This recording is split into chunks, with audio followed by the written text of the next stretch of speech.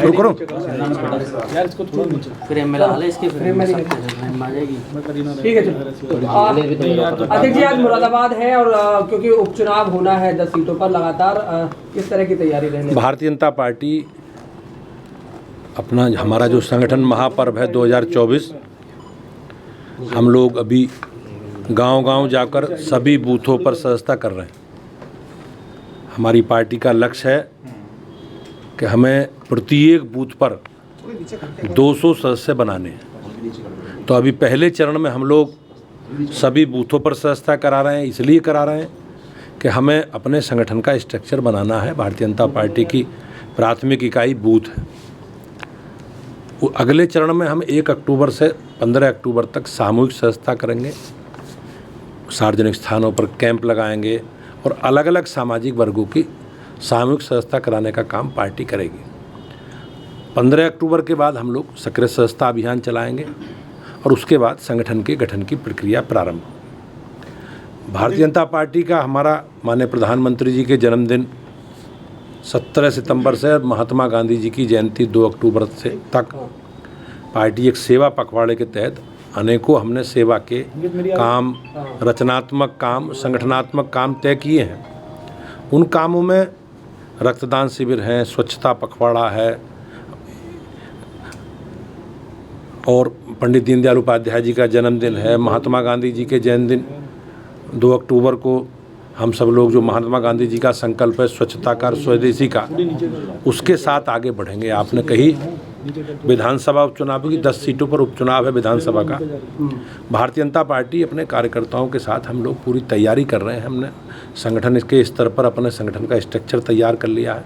अधिकतम सदस्यता भी हम उन विधानसभाओं में करा रहे हैं और सामाजिक दृष्टि से भी भारतीय जनता पार्टी के संगठनात्मक विषयों को लेकर, जैसे हमारे मोर्चों के सम्मेलन हैं, प्रकोष्ठों की बैठकें हैं, तो हम लोग अपने संगठन को एक्टिवेट करके और जैसे भी हमारी अधिसूचना लगेगी चुनाव की, माननीय निर्वाचन आयोग चुनाव की अधिसूचना घोषित करेंगे, तो हम अपने प्रत्याशी चयन की प्रक्रिया को आगे बढ़ाकर मोदी जी, योगी जी के नेतृत्व में उत्तर प्रदेश में सभी विधानसभा चुनाव लड़ेंगे। भाई साहब, परसों एक प्रोटेस्ट हो जाता है डीएम या कलेक्ट्रेट पे।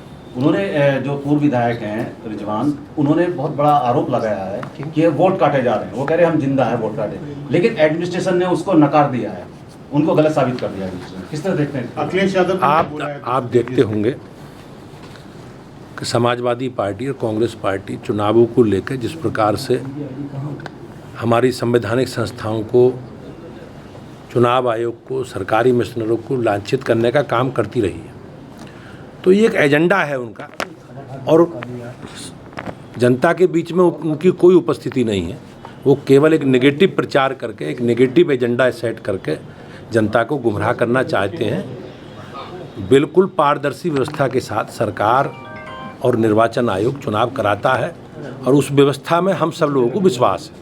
पूर्व विधायक के बेटे की खुद की 2 वोट सामने आई। पूर्व विधायक हाजी रिजवान की बात कर रहा हूँ, उवैस और 200 नाम से जो आइडेंटिफाई हो गई है, वो किस तरह कार्रवाई बनती है? निश्चित रूप से जो व्यवस्था है हमारे कानून में, उसमें व्यवस्था के अनुसार कार्रवाई होगी। लेकिन मैंने जिस प्रकार से कहा कि उनका माइंड सेट है और वो माइंड सेट में चुनाव जीतेंगे। अभी समाज अब जिस प्रकार के परिणाम लोकसभा के आए, आपने उनके बयान सुने होंगे, लेकिन उपचुनावों को लेकर भी और जो भी चुनाव होंगे उनका एक एजेंडा सेट है, नेगेटिव एजेंडा। लेकिन काट की हांडी बार बार नहीं चढ़ती, प्रदेश और देश की जनता सब जानती है। और जहाँ तक मतदाता सूची के बारे में आपने बात की, मुझे विश्वास है कि प्रशासन और निर्वाचन आयोग इस पर विधि सम्मत कार्रवाई करेगा। अध्यक्ष जी, एक तरफ रामगोपाल यादव इसी मामले को लेकर के कह रहे हैं कि वोट काटे जा रहे हैं, बीएलओ बदले जा रहे हैं, लेकिन जिला प्रशासन ने पूरी तौर पर साफ कर दिया कि 29 अक्टूबर को लिस्ट जारी होगी। ऐसे में बेबुनियाद आरोप लगाए जा रहे हैं। जैसा मैंने कहा कि उनका एक माइंड सेट है और वो जनता के बीच में उनकी कोई उपस्थिति नहीं है। लोगों को जनता को एक नेगेटिव मुद्दों से प्रभावित करने का काम समाजवादी पार्टी और कांग्रेस पार्टी करती है। लेकिन प्रदेश और देश की जनता और हम सब लोगों को देश की जो व्यवस्था है उस व्यवस्था में विश्वास है और विश्वास के आधार पर हम सब लोग आगे बढ़ रहे हैं। ओबीसी मोर्चा ने आज लखनऊ में जो है वो ऐलान किया है, जैसे राहुल गांधी ने जब से अमेरिका में बयान दिया उसको लेकर के कि राहुल गांधी के घर का घेराव करेंगे। राहुल गांधी का जो चरित्र है, और आपने देखा होगा विदेशों में जाकर जिस प्रकार से वो एक राजनीतिक पार्टी हम लोगों का विरोध करते करते देश के विरोध में आ जाते हैं, वो कहीं ना कहीं एक निंदा करने योग्य है। उन्होंने सिखों के बारे में, सिखों की धार्मिक स्वतंत्रता के बारे में, अल्पसंख्यकों के बारे में जिस प्रकार की बयानबाजी की है, वो बयानबाजी कहीं ना कहीं देश को कमज़ोर करने का जो उनका षड्यंत्र है और विदेशी ताकतों का जो एजेंडा है, उस एजेंडे का शिकार राहुल गांधी है, उस एजेंडे का भाग राहुल गांधी है। अयोध्या में आज संतों ने बैठक करी है, प्रसाद में मिलावट को लेकर के आक्रोश है, मंदिरों की पवित्रता की बात कर रहे हैं।